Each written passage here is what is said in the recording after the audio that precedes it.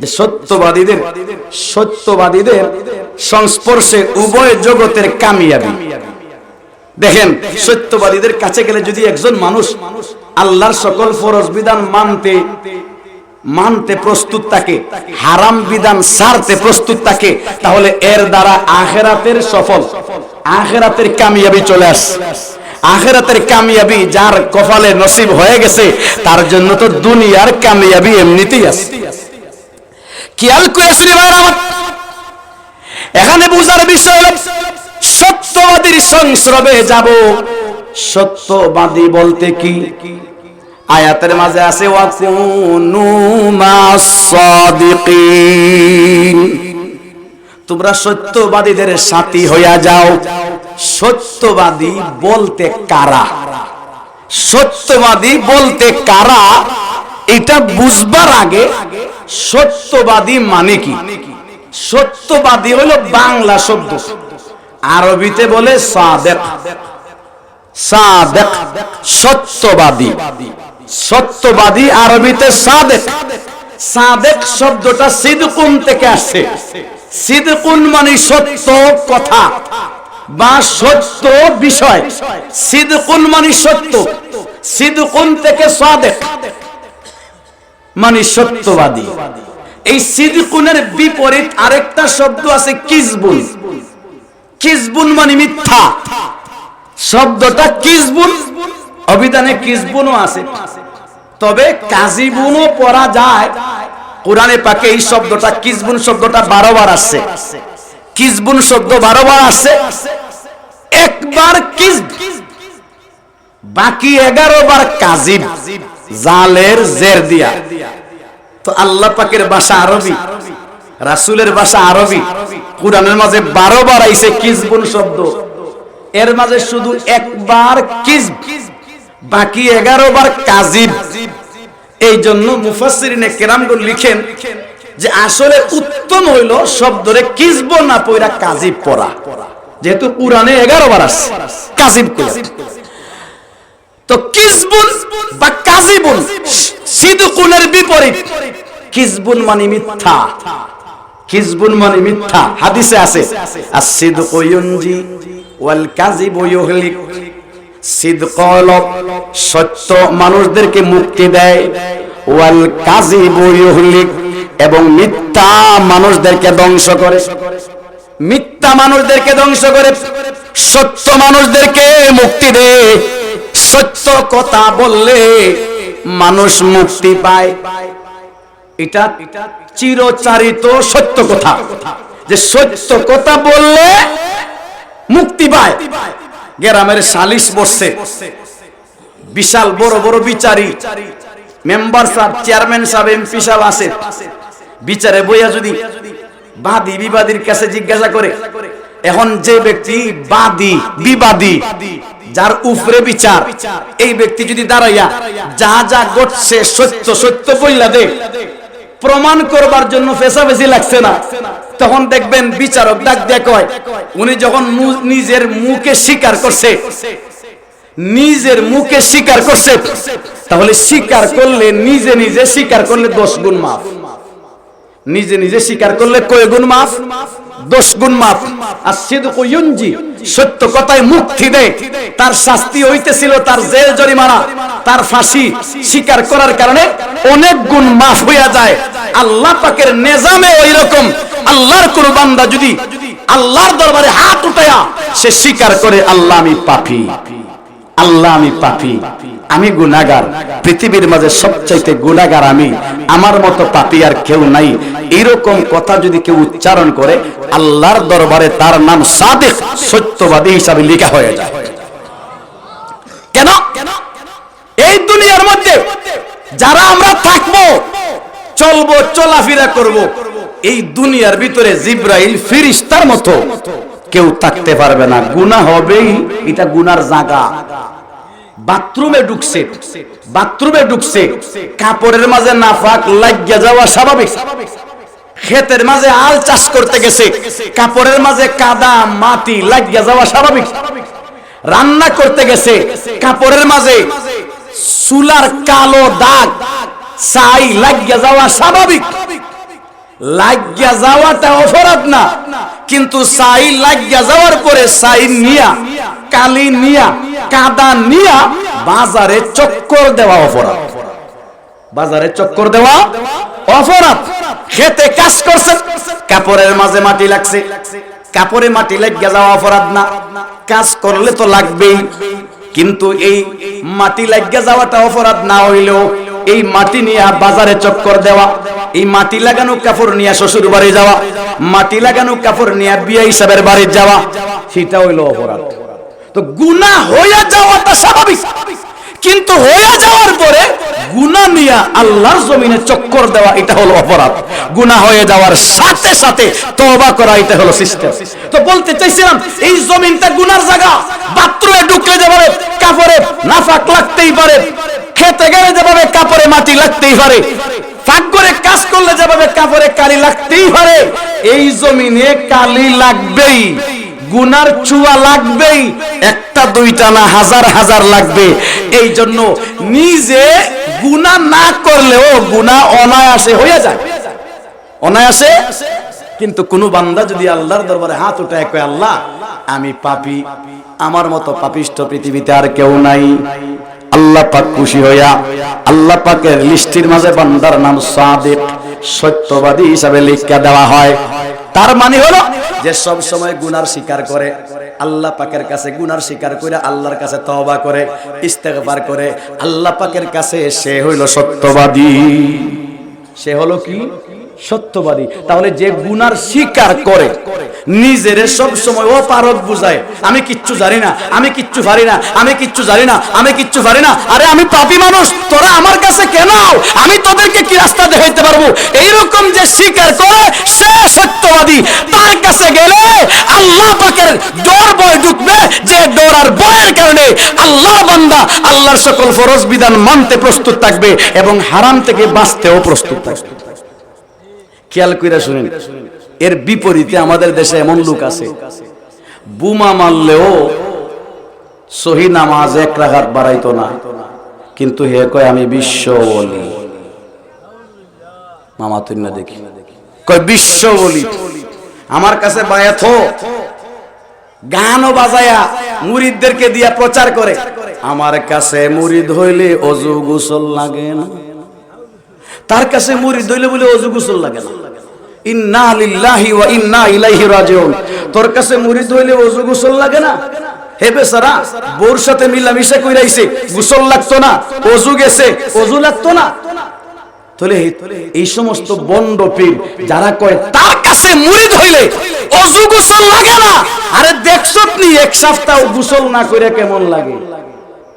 এক সপ্তাহ গোসল না করলে, এক সপ্তাহ গোসল করে নাই, এই মানুষটা যদি ধারণ বাজারের রাস্তা দিয়ে আইটা যায়, মানুষ জুতা মোজা তুইয়া দৌড় দিব। ইন্টারন্যাশনাল গ্যারান আমার তুই না দিকে আপনারা যারা হজে গেছেন, হজে গেছেন যারা, দেখবেন মাঝে মাঝে পাকিস্তানি, আফগানিস্তানি পাঠান মাতাফের মাঝে নামাজ পড়তেছে, চতুর্দিকে 20 হাত মানুষ কাছে নাই। লাগে যে কোন দেশের পররাষ্ট্রমন্ত্রী আল্লাহ জানে, কোন দেশের প্রধানমন্ত্রী। আসলে দেশের প্রধানমন্ত্রী না, উনি হলেন শরীরের গন্ধের প্রধানমন্ত্রী। পাঠানদের একটা সিস্টেম আছে, এরা বছর যায় 2 বছর যায় গোসল করে না। গোসল না করার কারণে এরা শরীরে যে ইন্টারন্যাশনাল গন্ধ, সুবহানাল্লাহ, আশ্চর্যের কারবার। মাতাফের মাঝে মানুষ তার গন্ধে, তার দুর্গন্ধ বরদাস্ত করতে না পাইরা 20 হাত 30 হাত দূরে হারায়, এর কাছে দাঁড়ায় না। তো গোসল না করলে এরকম গন্ধ হয়। পৃথিবীর মাঝে সৃষ্টি জগতের মাঝে সবচাইতে দুর্গন্ধময় প্রাণীর নাম হইল ফাটা। ফাটা যে প্রাণী, এটার দুর্গন্ধ ছোট্ট একটা গল্পের বইয়ের মাঝে পড়ছি, বাস্তব হতে পারে। ইংল্যান্ডের একটা লোক পর্যটক বেড়াইতে আসে, তো গ্রামের দিকে গেছে, উঁচা নিচা রাস্তা, মাঝে মাঝে আসার খাইয়া পড়ে, একটা কুড়ে ঘর দেখলো, সোন দিয়া বানাইল, গাছ দিয়া বানাইল। বেচারা কইলো এই জাত ঘর আমরা লন্ডন দেখছি না, এই ঘরটা দেখি। এই ঘরের মাঝে খালি মুখটা ঢুকাইছে, বিদেশি মানুষ মাথা ঘুরাইয়া জাগাত ফুইরা গেছে। যারা সাথে ছিল তারা মাথায় পানি দিয়া হুশের মধ্যে আনছে, আনার পরে কয় সাহেব আপনি কেন ফিরে গেলেন, কি সমস্যা, আপনাকে কেউ মারছে, আপনি কি কিচ্ছু দেখছেন? আরে না না, এই ঘরের মাঝে ঢুকার সাথে সাথে হঠাৎ এমন আশ্চর্যের গন্ধ নাকে লাগলো, আমি আমার টিকে রাখতে পারছি না, পয়রা গেছি। খুঁজা দেখা গেল ঘরের ভিতরে ফাটা বান্দা।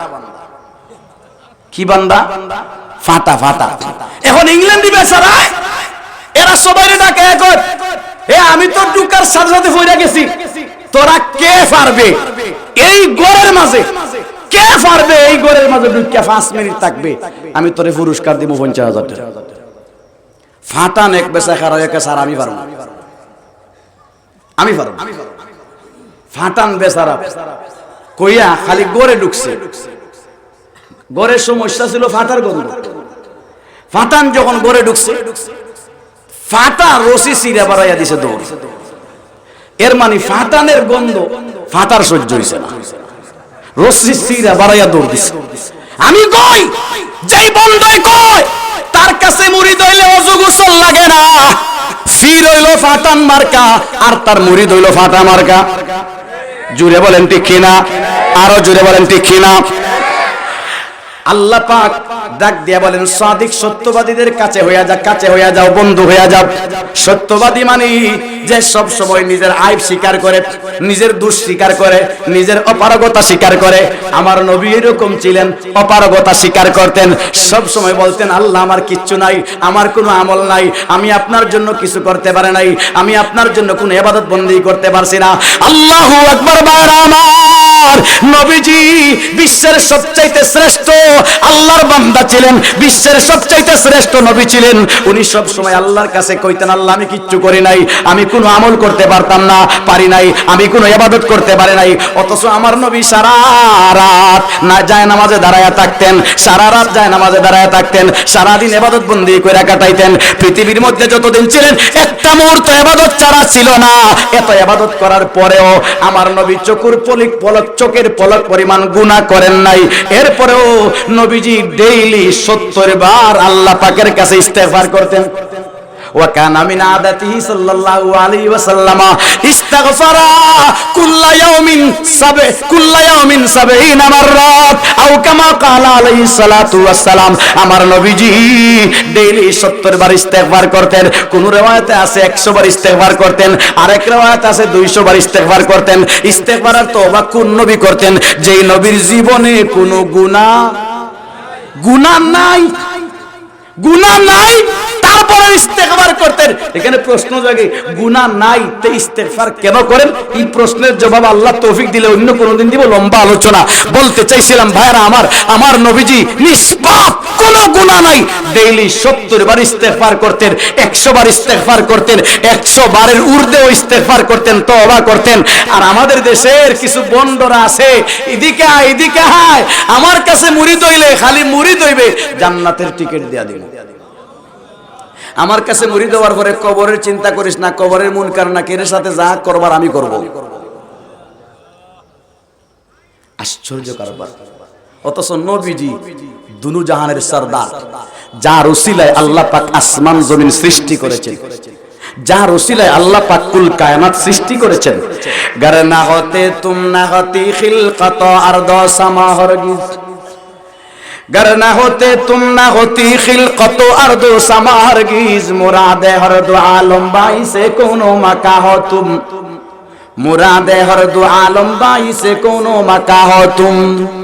गरनाए फूल तो बुलबुल की तरन्नुम भी ना हो, गरनाए फूल तो बुलबुल की तरन्नुम भी ना हो, चमुंदारों में कलियों की तबस्सुम भी ना हो, चमुंदारों में कलियों की तबस्सुम भी ना हो। যে নবীর উসিলা আল্লাহ পাক আসমান জমিন পাহাড় পর্বত সাগর নদী খাল বিল সব আসমান জমিন বানাইছেন। জান্নাতে সর্বপ্রথম নবী প্রবেশ করবেন, গ্রান্টেড নবী জান্নাতে আগে যাবেন। নবীর সাহাবীদের জন্য জান্নাত ওয়াজিব, নবীর আশিকদের জন্য অনেক আশিক যারা নিশ্চয় জান্নাতে যাবে, হিসাব ছাড়া জান্নাতে যাবে। ওই নবী ফাতেমাকে ডাক দিয়া বলছেন, ইয়া ফাতেমা আনকিজি নাফসাকা আনিন নার। এ ফাতেমা আনকিজি নাফসাকা আনিন নার। ও ফাতেমা, মুহাম্মাদের কলিজার টুকরা মেয়ে হইছো, এই জন্য কবরে পার পাওয়া যাবে না। কবরে গিয়া যদি কো আমি মুহাম্মাদের মেয়ে, পার পাওয়া যাবে না। কবরে গিয়া যদি কো আমি আলীর স্ত্রী, কাজ হবে না। কবরে যদি গিয়া কো আমি জান্নাতের সরদারনি, কাজ হবে না। ওই জায়গায় নিজের আমল দিয়া নিজে মুক্তি নিতে হবে, নিজের আমলে নিজে মুক্তি দিতে হবে। আজকালকের বন্ডদের কথা যদি সত্য হইতো যে কবরে মুনকার নাকিরের সাথে যা বুঝবার আমি বুঝবো, এই বন্ডদের কথা যদি সত্য হয়ে থাকতো, নবী ফাতেমারে বলতেন, ফাতেমা নাক ডাকাইয়া ঘুমা, আমি তোর বাবা আছি, চিন্তা করিস না। কথা বলেন ঠিক কিনা? মুহাম্মদুর রাসূল কলিজার টুকরা ফাতেমাকে বলছেন, বাবার পরিচয়ে কবরে তোমার কোনো মুক্তির পথ নাই, হাসরের মাঠে বাবার পরিচয়ে কোনো মুক্তি নাই। আর আজকে কোথায় আব্বাস আর কোথায় ডাব গাছ, কোথায় আগরতল আর কোথায় উগারতল? বিশ্বের বড় বড় নাপাক অস্তিত্ব 24 ঘন্টা গুনার মাঝে ডুবা। হে কয় তার কাছে মুরিদ হইলে ওযু গোসল লাগে না, তার কাছে মুরিদ হইলে মুনকার নাকিরের সাথে যা বুঝবার সে বুঝবো। আপনারা কি কথাগুলার বিশ্বাস করেন? আপনাদের কাছে কথাগুলা বিশ্বস্ত হয়? যেখানে নবীজি ফাতেমারে ডাইকা বলছেন, আমি মুহাম্মদের মেয়ে বলে কবরে তোমার পার পাওয়ার কোনো সুযোগ নাই, তুমি তোমার আমল দিয়েই তুমি কবর থেকে বাঁচতে হবে, তোমার আমল দিয়েই তুমি কবর থেকে মুক্তি পেতে হবে, তোমার আমল দিয়েই তুমি কবর থেকে মুক্তি পেতে হবে। মুহাম্মদের বাবা বলে তোমার বাঁচবার কোনো পথ নাই। আরে নবীর বাবা বলে যদি বাঁচবার পথ না থাকে, অমুকের মুরিদ বলে, অমুকের শিষ্য বলে, অমুকের খাদিম বলে বাঁচবার কি কোনো ব্যবস্থা থাকবে? বন্দায়ে ইশক শুদি তারকে নাসব কোনে জামি, বন্দায়ে ইশক শুদি তারকে নাসব কোনে জামি, কেদারে রাহ ফালা ইবনে ফালা চিজ নিস্ত, কেদারে রাহ ফালা ইবনে ফালা চিজ নিস্ত। বন্দায়ে ইশক শুদি তারকে নাসব কোনে জামি, আমি বন্দা মোল্লা জামি এশকের রাস্তা অবলম্বন করলাম, নবীর আশিক হইয়া গেলাম, আল্লাহর খাঁটি গোলাম হইয়া গেলাম। অমুকের ছেলে অমুকের নাতি এই রাস্তা বাদ দিয়া দিলাম, অমুকের ছেলে অমুকের নাতি এই রাস্তা বাদ দিয়া দিলাম। বান্দায়ে ইশক শুদি তারকে নাসব কোনে জামি, কেদারি রাহ ফালা ইবনে ফালা চিজ নিস্ত। ইসলামের রাস্তায় অমুকের ছেলে অমুক, এর কোনো গুরুত্ব ইসলামের রাস্তায় নাই। বাইরে আমার ক্যালকুলেট, আল্লাহু আকবার। এমন বন্ধ এই বাংলার জমিনে আছে, কয় আমি ডেইলি আল্লাহর সাথে সাক্ষাৎ হই, ডেইলি বলে আল্লাহর সাথে সাক্ষাৎ হই। সুবহানাল্লাহ। শুধু তাই না, 2 বার আমি আল্লাহর আরশে মুআল্লায় গেছি, আরশে মুআল্লায় হয়ে গেছে। মামা তুই না দিকে আমরা কি বিশ্বাস করেন? গেইটে লেখা রাখছে বিশ্ব ওলি, আমাদের নবী বিশ্ব নবী, আর হে দাবি করে বিশ্ব ওলি। আল্লাহ ইয়াযু বিল্লাহ, নাউযু বিল্লাহি মিন যালিক।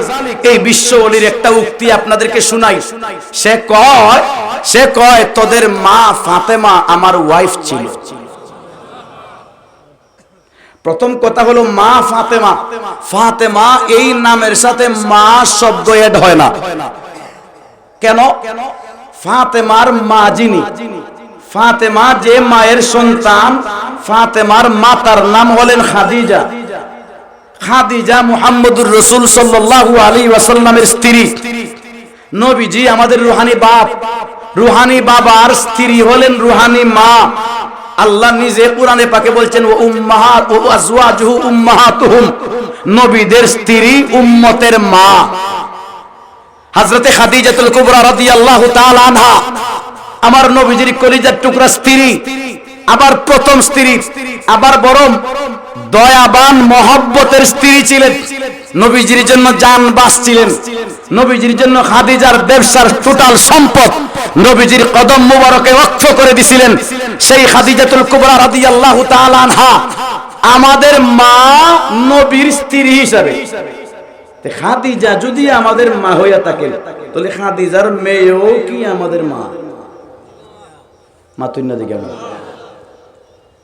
আমাদের সমাজে অনেক যুবক আছে, চাচি রে মা ডাকে, ফুফু রে মা ডাকে, আচ্ছা চাচিরে যদি মা ডাকে, চাচি মা, তাহলে চাচির মেয়েটাও কি তার মা? চাচির মেয়ে কি? আপনারা চাচির মেয়ে বোন, বোন হবে বোন। চাচির মেয়ে চাচিরে মা ডাকে, চাচির মেয়ে মা না। খাদিজা মা, খাদিজার মেয়ে ফাতেমা আমাদের মা না। কথা বুঝে আসে নাই? খাদিজার মেয়ে ফাতেমা রাদিয়াল্লাহু তাআলা আনহা আমাদের কি না? মা না, বোন। তবে ফাতেমার সাথে বোন শব্দ লাগাইলে এটাও বেখাপ্পা লাগে, আমি কই আর ফাতেমা কই। এই জন্য মা বাদ দিয়া বোন বাদ দিয়া দেন, হযরতে ফাতেমা বলেন, কলিজার টুকরা ফাতেমা, লাখতে জিগর ফাতেমা, এরকম বলতে পারি। কিন্তু মা ফাতেমা এই শব্দ ফাতেমার সাথে খাবে না। প্রশ্ন হলো হুজুর মা ফাতেমা শব্দ এই মা কই থেকে লাগছে? এটার একটা ইতিহাস আছে। এই মা শব্দ ইরানের শিয়ারা কইছে।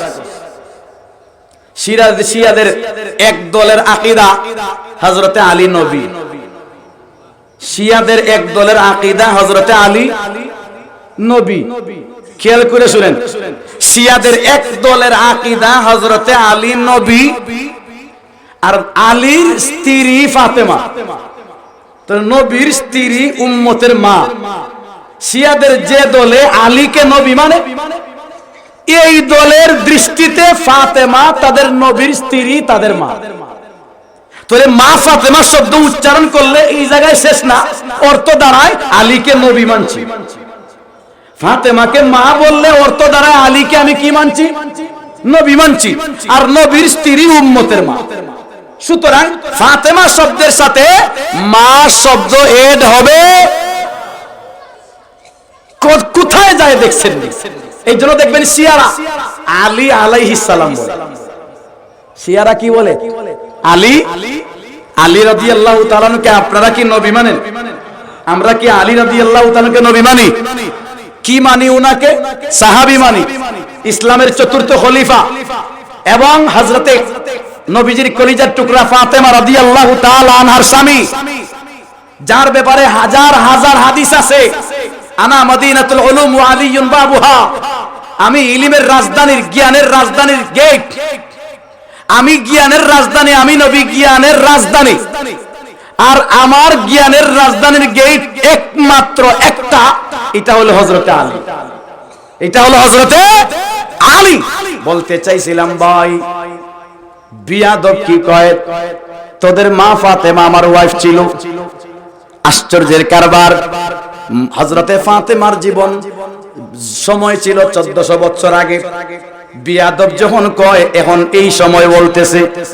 খেয়াল করে শুনেন, আপনাদের দারুন বাজারে একটা যুবক যদি কয় শাহজালাল রহমাতুল্লাহর বোনরে বিয়া করছে 700 বছর আগে শাহজালাল, আর 700 বছর পরে এখন সে যদি কয় শাহজালাল রহমাতুল্লাহর বোনের স্বামী, শাহজালাল রহমাতুল্লাহর দুলাভাই, আপনারা কি তারে খোফালো সুমা দিবেন না জুতার বাড়ি?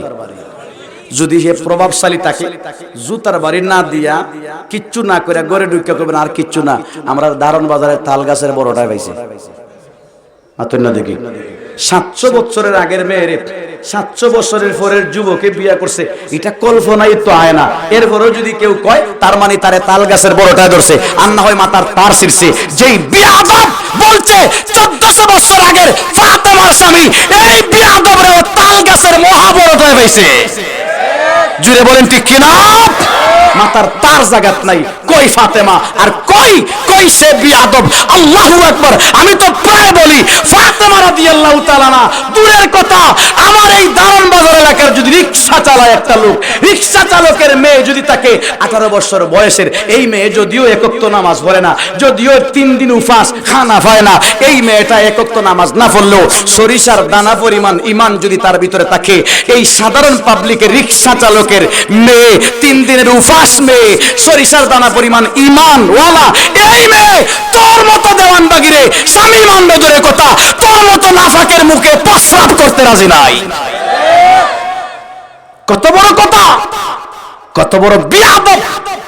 হে সব মুরিদের কন্ট্রাক্টরি লইলিছে। কবরের ব্যাপারটা আমি বুঝি, হাসরের মাঠের ব্যাপারটা আমি বুঝবো। অথচ নবী নিজের মেয়েরে ডাক্কা বলতেছেন কবরে বাঁচবার অবস্থা তুমি নিজে করো, আমার দুয়াই দিয়া কোনো ফল। কথা বলেন। তাহলে এরা কি বুঝাইতে চায়? যে মুহাম্মদের ক্ষমতা কবরে নাই, কিন্তু আমার ক্ষমতা আছে। নাউজুবিল্লাহ বলেন। মুহাম্মদের ক্ষমতা হাসরের মাঝে নাই, আমার ক্ষমতা আছে। নিজেকে এই কথা কয়া পরোক্ষভাবে আমার নবীর থেকে বড় দাবি করছে। কথা বলেন ঠিক কিনা? অথচ আমরা সকলে জানি আমার নবীর থেকে আল্লাহর পরে আর নবীর মাঝে আর কারো কোন স্তর, আল্লাহর পরে 2 নম্বর স্তর কার? লা ইউমকিনু সানাউ কামা কানা হাক্কুহু, লা ইউমকিনু সানাউ কামা কানা হাক্কুহু, বাদাজ খুদা বুজুর তুই কিসসা মুখতাসার। অনেক দূরে চলে গেছি, আসলে কিছু লম্বা সময়ের দরকার ছিল। সাহাবা কি দামি জিনিস। ওমরে ফারুক রাদিয়াল্লাহু তাআলা নবীর সোহবতে আইয়া কেমন দামি হইছিলেন, এই কথাগুলো বলার দরকার ছিল। হযরতে থানবী, হযরতে ইমদাদুল্লাহ মুহাজিরে মক্কি রাহমাতুল্লাহর কাছে গিয়া কি রকম দামি হইছিলেন, সাহাবায়ে কেরাম নবীর আসার আগে কি রকম ছিলেন, নবীর কাছে আইসা এরা কি রকম হইছেন, এই কথাগুলো আলোচনা করলে বোঝা যাইতো যে একজন আল্লাহওয়ালার কাছে গেলে কি হয়, কি পরিবর্তনটা হয়। খেয়াল করে শুনেন, আরবের জাতিরা গন্ড মূর্খ ছিল, এমন মূর্খ জাতি, এদেরকে মূর্খতার মাঝে নোবেল দেওয়া যায়। এই আরবের জাহিলরা যারা গন্ড মূর্খ ছিল, যারা নিজের জন্ম দেওয়া মেয়েকে জীবন্ত দাফন করত, মেয়েরে দাফন করত, লজ্জায় দাফন করত, অথচ এই মেয়ের জাতি মারে আবার পূজা দিত।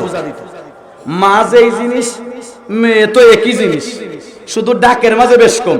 মা যেই জিনিস, মেয়ে একই জিনিস, মারে দেয় পূজা। আর এই মায়ের হুবহু জাতি মেয়ে জন্ম দিয়া লজ্জায় জীবন্ত দাফন করত। এক জায়গায় পূজা আর এক জায়গায় দাফন। শুধু তাই না, খানায়ে কাবা তারা তুয়াফ করত উলঙ্গ হইয়া। মানুষে জিজ্ঞাসা করত, সারা দিন দেখলাম তুই শুট কুট বুট লাগাইয়া চক্কর দিলে, খানায়ে কাবার নামাজে ল্যাংটা কেরে? কয় না, আমার শরম লাগে, এই কাপড়ের দিয়া জিনা করছি, এটা দিয়ে সুদ খাইছি, এটা দিয়ে ঘুষ খাইছি, এটা দিয়ে চুরি, এটা দিয়ে ডাকাতি, এই যে কাপড় লইয়া এত গুনাহ করছি, আমার এই কাপড় লইয়া খানায়ে কাবার ফাঁসে যাইতে শরম লাগে। আচ্ছা সত্য কথা বলেন তো দেখি, এই কাপড়ে কি সুদ খাইছে? কাপড়ে কি ঘুষ খাইছে? কাপড়ে কি জিনা করছে? বলেন, যত গুনাহ আমরা করি আমাদের কাপড়ের কোনো দোষ আছে? আরো জোরে বলেন। নির্দোষ কাপড় খুললা থইয়া গেছে, দুষ করছে, জিনা করছে লজ্জাস্থান দিয়া, লজ্জাস্থান লইয়া তোয়াফে যায়, জিনা করছে, ডাকাতি করছে হাত দিয়া, হাত লইয়া যায়, চুরি করছে ফাও দিয়া, ফাও লইয়া যায়, অপরাধী যেটা এটা লইয়া যায়। যদি বুদ্ধিমান হইতো এই হাত দিয়া গুনাহ করছি, হাতের মাঝে পাঞ্জাবি আছে, ফাললে আরেকটা কাপড় দিয়া ডাকনা দিয়া লইয়া যায়। আমরা হাতের মাঝে যদি ফুরা হয়, বাজারে গেলে মানুষে দেখলে কিনাইব, তা আমরা করি কি, কাপড় দিয়া ডাক্কা লইয়া যায়। মাতুই না দেখি, এই হাত অপরাধী, মানুষ দেখলে গিন নাইবে, এটা হলো বুদ্ধিমানের কাজ। হেরার বুদ্ধি দেখেন, এইটা দুষ করছে, তে কাপড় খুললা এটা উলঙ্গ করে লইয়া যা। এখন যে গেল কাপড় থইয়া গেছে, হাত দিয়া গুনাহ করছে, হাত লইয়া গেছে, খানায়ে কাবারে হাত দেখাইতেছে, যে লজ্জাস্থান দিয়ে জিনা করছে এটারে নারায়া নারায়া খানায়ে কাবার সামনে হাঁটতেছে, আল্লাহু আকবার। খানায়ে কাবার এটা কি সুন্দর লাগতেছে? কথা বলেন ঠিক? ফেরেশতাদের কি সুন্দর লাগতেছে? নিয়ম ছিল তো, যদি তোর এত মহব্বত ছিল খানায়ে কাবার, হাত দিয়া গুনাহ করছ, হাত খুললা তুইয়া যা। লজ্জাস্থান দিয়ে জিনা করছ, লজ্জাস্থান খুললা তুইয়া যা। ফাও দিয়া চুরি করছ, ফাও খাইতা তুইয়া যা। কথা বলেন ঠিক কিনা?